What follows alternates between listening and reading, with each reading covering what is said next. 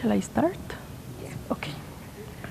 Hello, everyone. Thanks for being here.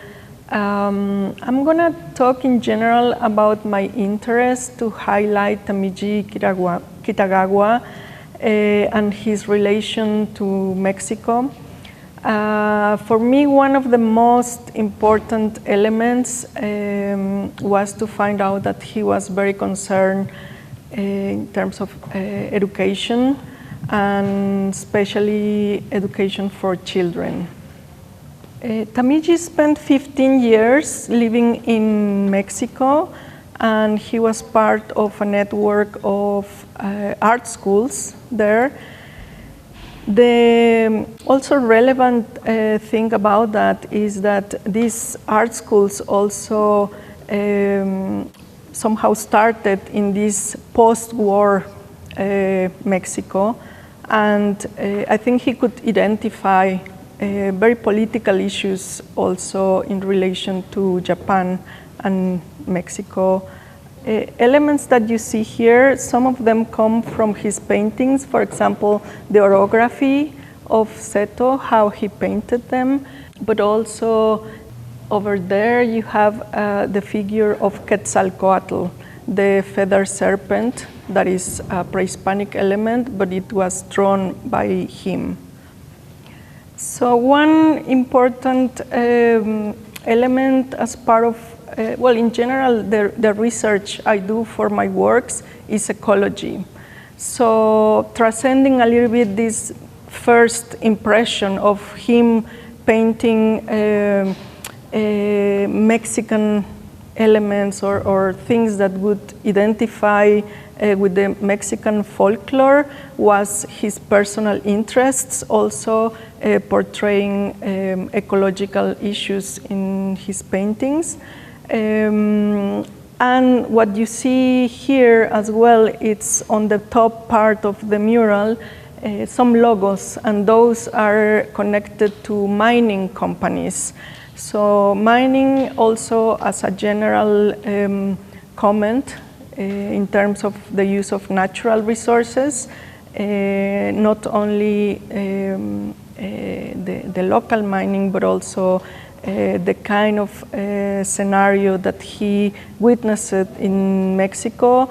There could be precious metals mining, no? Like silver, for example. Some of the other elements are related to old and the technology and industry around, like the Toyota mushroom over here. There is a Toyota group of mushrooms. There is a Casio watch, Game Boy. But at the end is also this time travel a little bit. No, what I see as part of my research is that probably it's some kind of archaeological digging into references, no, and also the visual elements that connect to that kind of research. A very recognized element is the grasshopper that Tamiji took from the Mexican grasshoppers. Another nice story connected to the elements is the tomatoes.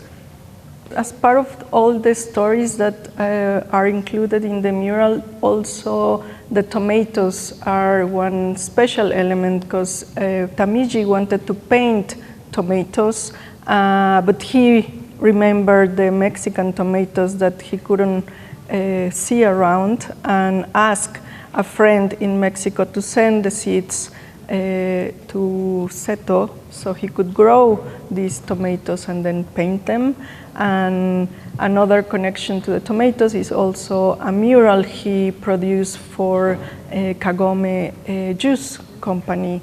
So this little by little composes the whole story of Tamiji, but he was also into storytelling. One of the books that are displayed there is a Mexican story, but illustrated by Tamiji. He was also very much, I think, influenced by the pre-Hispanic elements, no? As I mentioned, the Quetzalcoatl serpent, the feather serpent, but also here, including these mythological stories, but illustrated by him and in a book produced for children. Isamu Noguchi and Tamiji Kitagawa are artists from different generations. Isamu Noguchi has a very important mural relief work in Mexico City, like 4 streets away from my studio space. And that mural influenced me to start working on this kind of relief murals. But what is really special about that one is that Isamu Noguchi is known for abstract sculpture, and in that case, his mural is evidently political. It's called History Mexico, but in fact, I think it was very much what Noguchi was perceiving was the political situation in the world. So he would depict, as part of this relief mural, swastika, weapons, death, oppression, but also one side has hope.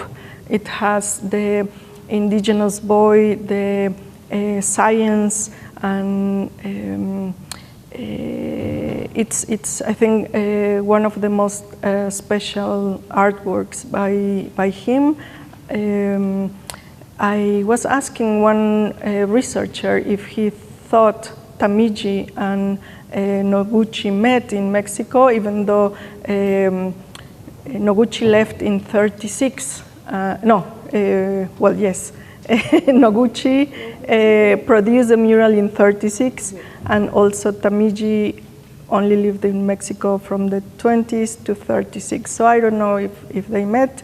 Then I asked the researcher, have they met? And he said, I don't know, I'll check. And we found out that they met twice in Mexico. And I think that's also important because they would connect through this social interest, no? And also passing through situations like racism or the life in Mexico City around that time. I'm sure it was very much connected to the rural Mexico. No, in 36, the Mexico City was not a metropolis, a big metropolis. It was the rural people still living with animals around and connected to their hometowns, the ones in the city.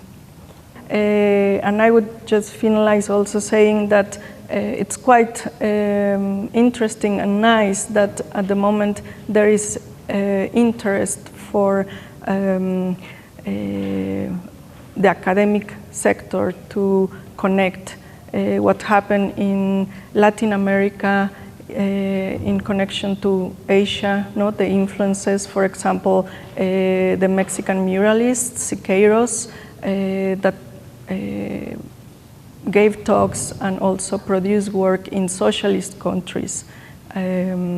So I think we have had a lot of these comparisons to Europe or to American art education or influences, and now it's the time when the vision, the scope is expanded, and we are looking at how Latin America also created their own cultural movements, which influenced Tamiji, or how Asia was present in the artistic production of Latin America, no? And sometimes it was through this very communitarian art exchange between artists, no? And the artistic community, and that's what I think at the moment is also very relevant, no? To use art and culture to connect, to generate solidarity networks and oppose repression, oppose for example, the genocide going on in Gaza. Thank you very much.